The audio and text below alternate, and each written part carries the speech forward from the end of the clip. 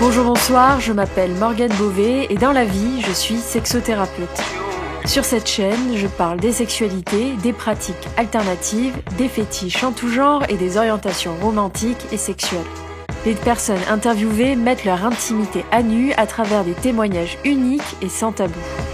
Vous écoutez Cinéden Sublime, le podcast des sexualités, disponible sur toutes les plateformes de streaming. Wild, c'est une application de rencontres libertines qui se définit comme le premier réseau social pour faire des rencontres seules, en couple ou à plusieurs. J'ai voulu connaître les expériences, les histoires et les anecdotes croustillantes d'un abonné à ce réseau social pour mieux comprendre ses motivations et les plaisirs qui l'animent. J'espère que vous êtes tous de oui, je vous souhaite une bonne écoute. Nous sommes un lundi, fin de journée, un petit verre de vin rouge à la main et j'ai la chance d'avoir une personne qui va nous parler aujourd'hui d'une application bien connue ou peut-être méconnue de certaines, de l'application Wild. Et qu'est-ce que l'on trouve sur Wild ? Eh bien, il faudrait écouter le podcast pour le savoir. Mais avant tout ça, est-ce que tu peux te présenter un petit peu, que l'on sache qui tu es, puis pour ensuite enclencher sur le vif du sujet ? Alors, je dirais pas mon prénom, mais je suis un homme de 31 ans, pour le coup entièrement hétérosexuel. Je suis ingénieur dans ma vie de tous les jours, dans ma profession. Et je fréquente du coup ce site et un peu le milieu du libertinage, on va dire, depuis 3 ans à peu près. Déjà, comment tu as découvert le milieu du libertinage et comment tu as intégré celui-ci ? Est-ce que tu peux nous expliquer un petit peu de manière chronologique ton parcours par rapport à ça ? Alors, ça a commencé avant Wild quand même. Quand j'étais plus jeune, on va dire 22 ans, dans ces eaux-là, j'étais beaucoup entouré dans mes amis de personnes qui étaient des couples ouverts, couples libres. Chose d'ailleurs où j'avais un peu de mal moi au début. C'était quelque chose qui m'attirait pas plus que ça, que je ne comprenais pas. Mais au fur et à mesure des années, je commençais à être un peu plus curieux, à poser un peu plus de questions, fréquenter davantage de ces personnes-là, qui m'ont ouvert à ce genre de sexualité, qui m'ont fait expérimenter mes premières choses. Et puis au final, la curiosité en prenant le pas sur le reste, j'ai voulu en découvrir davantage. Et je me souviens d'une fois, la première fois que je suis vraiment entré à proprement parler dans le monde du libertinage, c'était une femme que j'avais rencontrée sur une application de rencontre et qui m'a amené dans un club libertin pour la première fois. Comment ça s'est passé au juste ? Alors c'était assez soft, dans le sens où elle savait que c'était tout nouveau pour moi, elle a pas voulu brusquer les choses, donc elle m'y a emmené plusieurs fois, étape par étape, et la toute première fois c'était découvrir le lieu, découvrir les gens qui y sont, faire des choses mais en privé, dans une salle fermée, personne ne peut voir, etc., dans l'intimité.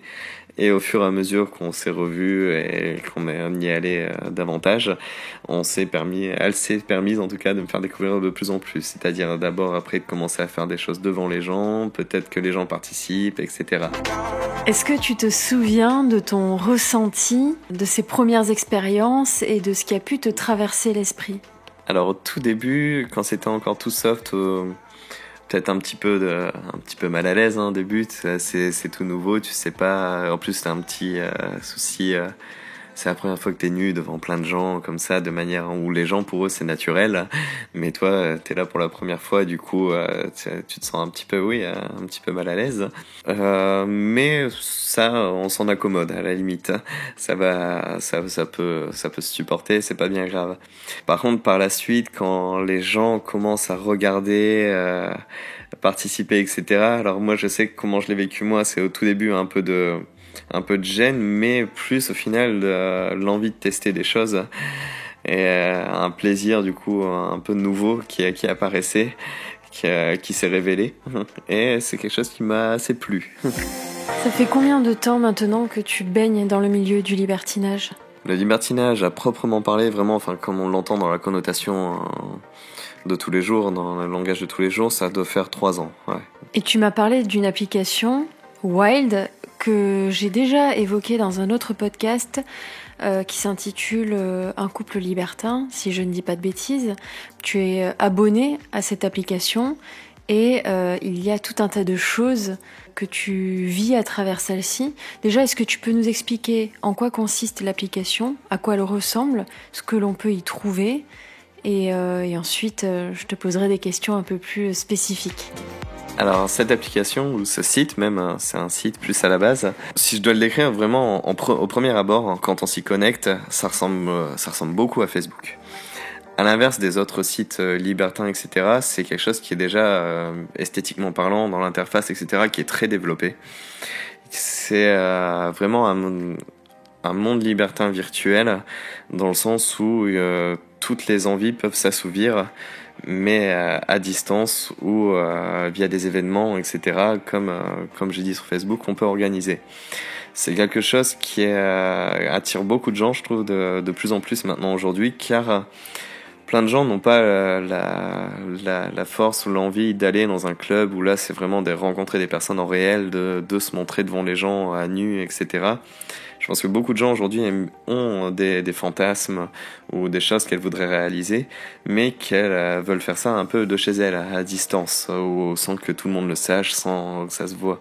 Et je pense que c'est un peu le premier principe du site, de pouvoir faire ça sans que tout le monde ne soit au courant, et d'être dans son petit cocon personnel. Comment tu as atterri sur cette application, sur ce site internet ? Quel a été le déclic ?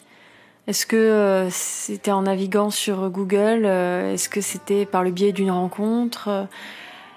Peut-être par de la pub, du bouche à oreille ? Alors ce site-là, en fait j'ai testé d'autres sites de libertinage avant. Par exemple un site qui s'appelait Nous Libertins, dont j'avais déjà entendu parler via des amis, ça, alors je ne sais plus dans quel contexte exactement, mais un soir ça m'est revenu et je me suis dit pourquoi pas aller y faire un tour et voir ce que ça donne. Je me souviens de ne pas avoir été satisfait par ce premier site, non seulement par la population qui était dessus et comment le site était construit, et forcément, en étant sur celui-là, tu vois que d'autres gens parlent d'un autre site, etc., à force de parler aux personnes qui sont connectées. Et du coup, j'avais appris que le site Wild existait, et je suis allé y jeter un coup d'œil, évidemment. Et comme tous les sites de ce type, ou que ce soit dans d'autres domaines d'ailleurs, il y a toujours la petite offre promotionnelle quand tu arrives pour la première fois, donc tu fais un petit essai de 15 jours, et ça m'a beaucoup plu, alors je suis resté. Quelle est justement la population que l'on peut retrouver sur Wild ? Est-ce qu'il y a de tous les genres, de toutes les orientations, de toutes les pratiques sexuelles, de tous les âges ? Alors c'est pour ça que j'ai beaucoup aimé ce site aussi. À l'inverse des autres sites de libertinage, il y a vraiment de tout et surtout aussi beaucoup de jeunes. Sur la plupart des autres sites, c'est quand même le monde du libertinage en général, je trouve que c'est un monde qui est quand même peuplé de personnes qui ont, dans la plupart des cas, 40 voire plus de 50 ans en moyenne. Donc c'est quand même assez rare de tomber sur des choses, sur des sites ou des événements où des gens de mon âge, donc de la trentaine ou même des plus jeunes, vingtaine, même début de vingtaine, qui s'assument et qui se mettent comme ça sur un site internet en mode rencontre. C'est peut-être aussi le fait que ce soit la nouvelle génération, un peu ce type de site. À l'inverse des générations précédentes ou des gens plus vieilles, comme ça n'existait pas, les sites internet, etc., le but était de se rencontrer en club libertin et de faire des connaissances comme ça, et puis du bouche à oreille. Maintenant que ce genre de site existe, les jeunes forcément sont plus peut-être à l'aise avec ça et s'inscrivent davantage, et voilà. Tu m'as dit que tu prenais tu as pris goût à ce type de site, à ce site en particulier.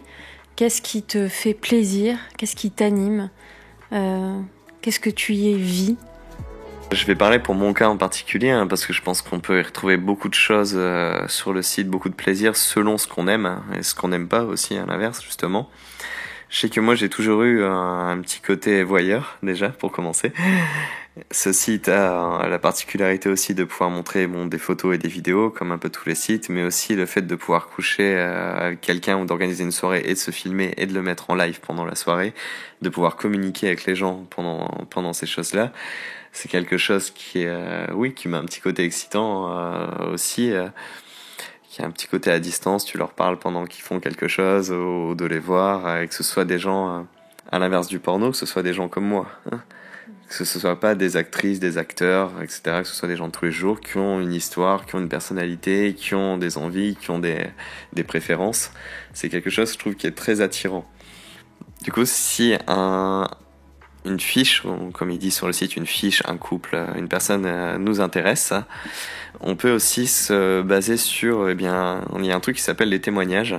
Donc les gens qui en ont rencontré d'autres mettent des témoignages à cela, qu'on est libre d'ailleurs de publier ou pas, on n'est pas obligé de les accepter, on peut dire maintenant celui-là je le supprime, mais bon, ça montre un peu que les gens sont de confiance, ou par exemple qu'ils ont telle ou telle pratique dans la soirée, qui sont plus ou moins doux, plus ou moins hard, etc. Sans faire une description des personnes, ça dit généralement de manière naturelle, j'ai passé une bonne soirée hard avec, ou j'ai passé une soirée de tendresse, etc. Ça en dit déjà assez sur ce qu'on va découvrir.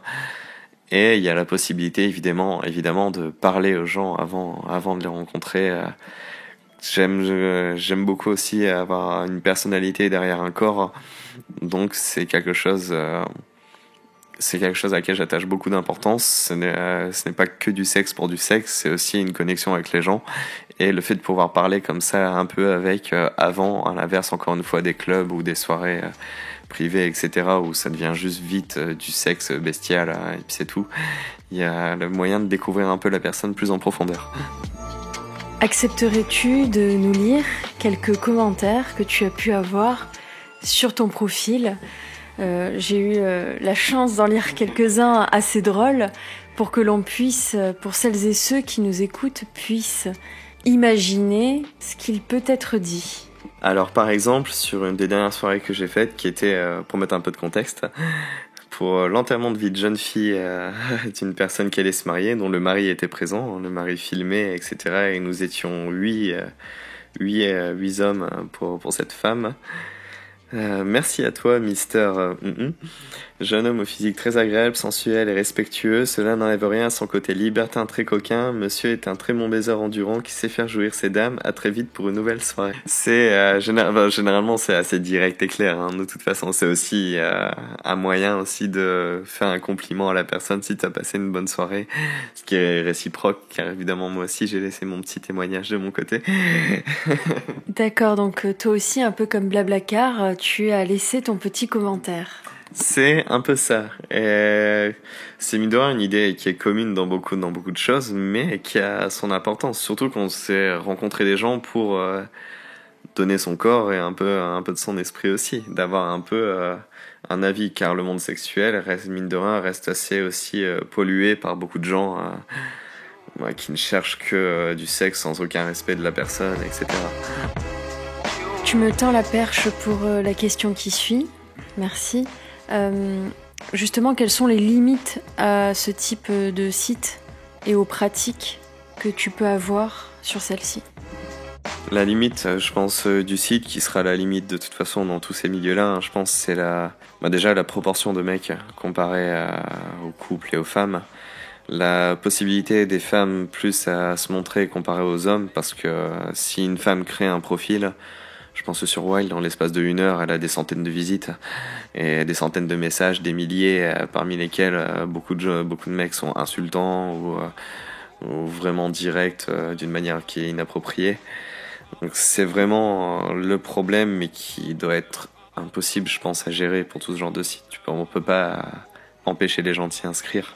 Après, ils développent beaucoup leur site, ils apportent toujours de nouvelles fonctionnalités, de nouveaux types, ils le modifient dans l'esthétique, etc. Donc, qui sait, peut-être qu'à un moment, ils arriveront à pallier un peu à ce problème. Il y a déjà aussi le fait comme Facebook, de pouvoir bloquer les gens. Si les gens sont trop relous, de pouvoir filtrer les gens qui peuvent voir ton profil. Par exemple, tu dis je ne donne pas accès aux hommes hétéros ou aux couples, etc. De pouvoir mettre évidemment ces photos et ces vidéos en privé et de les ouvrir à telle et telle personne pour des durées limitées. Donc ça peut être pour 5 minutes, 1 heure, 24 heures, comme 6 mois ou éternellement. Donc ça permet aussi juste de dire voilà un petit aperçu de mon profil, à toi qui me plaît bien, mais sans te donner accès tout le temps inconditionnel à tout ce que je peux faire. Donc, ce qui est aussi un truc intéressant, je trouve. Quelle est la place du consentement sur cette application, notamment ? Et est-ce que tu peux nous partager peut-être une ou plusieurs anecdotes intéressantes par rapport à ça ? Pour commencer, je dirais que je me définirais pas comme libertin, moi. J'aime bien ce milieu-là, je suis curieux, j'aime bien faire des rencontres, mais je me considère pas comme libertin. Comme beaucoup de gens d'ailleurs, je pense, sur le site aussi. Parce que ça aussi permet de faire des choses très occasionnelles. Et du coup, par contre, un des aspects qu'on retrouve du monde libertin beaucoup sur le site, il y a quand même la question du consentement et du respect et des protections. Beaucoup de gens ils ont 100% raison, et je suis d'accord, moi le premier, hein, on peut rencontrer par exemple quelqu'un via le site, mais c'est généralement une première rencontre. En mode on se voit, parce qu'on a beau se parler de manière virtuelle, il y a toujours aussi un peu l'aspect, on sait pas ce que ça va donner en vrai, on sait pas si les photos sont vraies, on sait pas si la personne est vraiment aussi sympa ou ce qu'elle fait semblant, etc. Donc il y a souvent aussi, généralement plus dans les petits comités, quand ça rencontre une personne ou un couple, cette première rencontre autour d'un verre, etc. où là, l'idée de jauger l'autre personne et tout ça est primordiale. Après il y a aussi les autres situations où à l'inverse c'est des grosses soirées, que ce soit des gangbangs ou des soirées vraiment en mode beaucoup de couples, une 50aine de personnes, etc. Où là, les gens, je trouve, en tout cas de mon expérience à moi, sont très bienveillants. Il y a toujours un respect qui est là. Après, comme j'avais dit avant, il y a aussi une présélection qui est faite sur le site avant de rencontrer les personnes, mais j'ai pas entendu même d'histoire des gens que j'ai connus via le site ou quoi, de problèmes à ce niveau-là. Il y a une sorte d'énergie, de convivialité, etc. qui se retrouve, où toutes ces questions-là sont primordiales, alors sur le consentement, et comme je disais aussi sur les protections, car mine de rien ça reste un milieu du sexe, hein. Donc se protéger et faire attention reste quelque chose de primordial, et les gens le disent d'ailleurs souvent sur leurs fiches et leurs descriptions, dans le sens où préservatif obligatoire. Après il y a aussi souvent le avec ou sans latex par exemple pour les allergies. Il y a aussi je ne fais pas de fellation, j'en fais, ou je n'embrasse pas, etc. pour ces questions-là. Ça c'est vraiment quelque chose de central. Par contre, comme c'est un site, comme j'ai dit, un peu réseau social, tout ça reste libre des personnes qui sont dessus. Ce n'est pas le site, même si le site peut mettre 2-3 annonces de prévention, etc. Ça reste sujet aux gens. C'est aux gens de faire attention. Ce n'est pas le site qui va décider d'obliger telle ou telle pratique ou telle ou telle chose. Quelles sont les limites, selon toi, de cette application, de ce type d'application ? Alors les limites, en tout cas de mon expérience personnelle en tant qu'homme célibataire du coup, c'est justement la méfiance que peuvent avoir les gens sur un homme seul qui vient sur un site de libertinage. Ce qui est compréhensible, hein, ce que je comprends, j'aurais la même appréhension en étant un couple ou en organisant une soirée, de se dire est-ce que ça va être un gros chien, est-ce que ça va être quelqu'un de respectueux, ou est-ce que ça va être quelqu'un de sympa, ou à l'inverse un gros con. Voilà, puis surtout les gens, je pense, les couples se font tellement harceler de messages auxquels ils sont pas obligés de répondre, mais forcément, comme là il y a une disproportion très affichée entre le nombre de personnes seules en hommes comparé au nombre de femmes seules et au nombre de couples, il y a forcément un niveau de saturation que les gens doivent subir un peu tous les jours, et ça c'est vraiment la limite du site, je pense. On arrive bientôt à la fin de ce podcast. Peux-tu nous partager une ou deux anecdotes que tu considères comme sympas et qui mériteraient d'être partagées dans le cadre de ce podcast ? Alors je vais en partager du coup deux, une mauvaise et une bonne. Comme ça on va faire un peu à la part des choses. On va commencer par la mauvaise, pour finir sur une bonne note après. La mauvaise, c'était, j'ai été invité une fois à une soirée, pas gangbang, boucaque du coup on va dire, hein. C'était un homme qui organisait une soirée chez lui, juste pour une seule femme et une quinzaine de mecs environ, on va dire ça. Un profil que je n'avais jamais vu passer, que je ne connaissais pas du tout. Bon, il avait l'air d'avoir quand même de bons avis et c'était pas très loin de chez moi. C'était à la dernière minute, vraiment. Il me disait, viens dans une demi-heure. Donc je me suis dit, bon, je vais aller y faire un tour. Et je me suis retrouvé dans une soirée, dans un appart très très bizarre, très glauque, un homme célibataire de 40-50 ans, dans la quarantaine, ouais, qui était un peu foufou, on va dire, avec des trucs SM un peu partout sur les murs, une croix SM, etc. Mais c'était son appart où il vivait dans la vie de tous les jours. Et les gens qui arrivaient, c'était un peu pareil, un peu spéciaux, un peu outsiders, mais qui font un peu peur. La femme, quand elle arrivait, apparemment, elle le connaissait, donc ça ne l'a pas dérangé, mais moi, je me suis senti très, très, très mal à l'aise. Ça n'a pas été une ambiance très accueillante, pas une ambiance où on se sent bien avec les gens, où on peut parler, etc. C'était plus vraiment du sexe qui allait démarrer. Tu sentais que c'était sale et un peu malsain. Du coup, je sais que moi, je suis parti de cette soirée-là. Je me suis dit, c'est pas pour moi. Donc, tu n'as pas été au bout de ce pourquoi tu étais venu.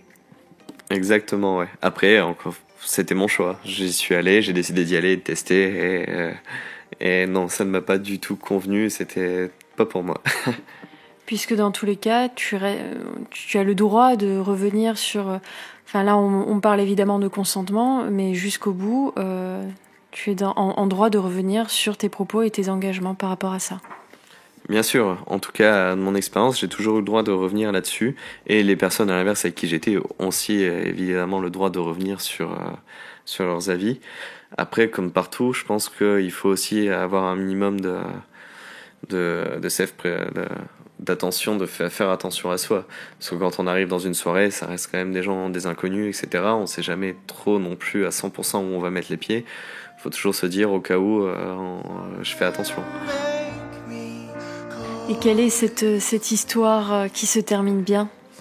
Alors pour une autre, bon, rien d'extraordinaire, hein, mais on va dire que c'est plus une belle rencontre. Un couple qui est venu me parler, un couple plus ou moins de mon âge, la fille un poil plus jeune que moi, l'homme un poil plus vieux que moi, qui vivait à Chambéry, hein, je me souviens, et j'ai fait la route une première fois, mais où il ne s'est rien passé. Je suis allé les voir chez eux, on a juste fait une petite soirée, boire un verre, etc. Il se trouve qu'on s'est super bien entendu. Et eux, ils avaient un peu quelques expériences quand même de triolisme, ce genre de choses.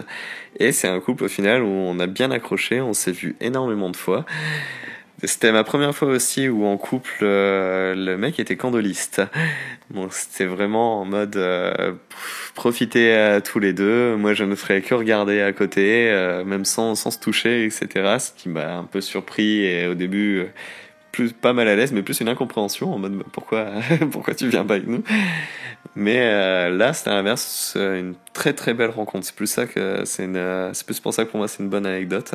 C'est des gens avec qui je suis encore en contact, avec qui ça peut faire une soirée normale parce qu'on s'est vraiment adoré. Et voilà, c'est devenu une amitié un peu qui s'est créée aussi. Parce que c'est aussi ça derrière, il n'y a pas que le sexe, c'est aussi les personnes. Qu'est-ce qui te motive à vivre ce type d'expérience ? À être sur Wild, et quel serait ton mot de la fin ? Ce qui me motive, c'est que je pense qu'on peut essayer vraiment beaucoup de choses via ce site. Des choses qu'on n'assume pas forcément dans la vie de tous les jours, donc dont on a du mal à parler, etc. Mais pas forcément des choses hard, hein. Aussi, on n'a pas forcément l'occasion de rencontrer ce type de personnes avec qui on aimerait bien assouvir un petit fantasme, etc. C'est ça aussi qui est motivant, c'est vraiment qu'il y a un endroit où on peut faire beaucoup de découvertes à tous les niveaux. Et c'est vraiment intéressant pour ça.